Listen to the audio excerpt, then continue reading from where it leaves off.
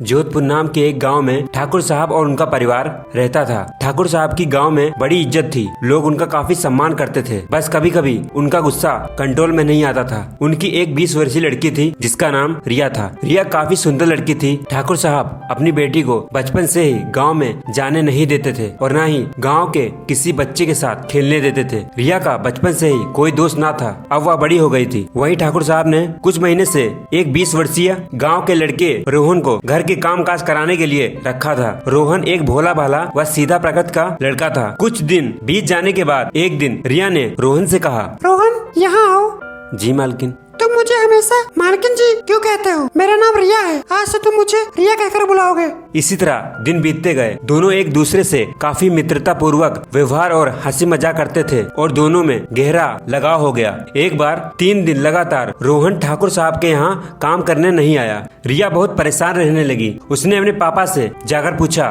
पापा, ये जो अपने यहाँ लड़का काम करता है वो क्यों नहीं आता है काम करने? क्यों, क्या काम है? अरे बस यूं ही, घर का बहुत सारा काम ऐसे ही पड़ा रहता है। तुम बस अपनी पढ़ाई पे ध्यान दो, दुनियादारी छोड़ो, चलो जाओ यहाँ से। इतना कहकर ठाकुर साहब वहाँ से चले जाते हैं। रिया को अब भी अपने सवाल का जवाब नहीं मिला था कि रोहन काम पर क्यों नहीं आता। कुछ और दिन बीत गए। एक दिन रिया अचानक रोहन की आवाज सुनती है, जी मालिक, जी मालिक। रिया बहुत खुश होती है क्योंकि रिया कहीं ना कहीं रोहन को चाहने लगी थी और उससे बात करती है। रोहन, तुम कहाँ चले गए थे? मेरा मन तुम्हारे बिना नहीं लग रहा था। अब तुम कहीं नहीं जाओगे। आज रात तुम मेरे कमरे में मुझसे मिलने आना। तुमसे ढेर सारी बातें करनी है।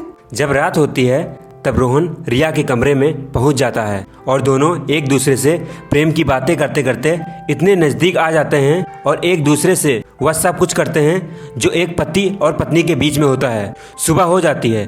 दोनों बिस्तर पर एक साथ लेटे होते हैं। तभी ठाकुर साहब आवाज लगाते हैं, रिया, रिया बेटा, दरवाजा खोलो, तुम्हारे टीचर आए हैं। जब कुछ समय तक दरवाजा नहीं खुलता तब ठाकुर साहब दरवाजा खोलकर अंदर जाते हैं। दोनों को बिस्तर पर एक साथ लेटे देख उनका गुस्सा 7वें आसमान पर पहुंच जाता है और वे गुस्से में आकर उस नौकर रोहन को मौत की घाट उतार देते हैं।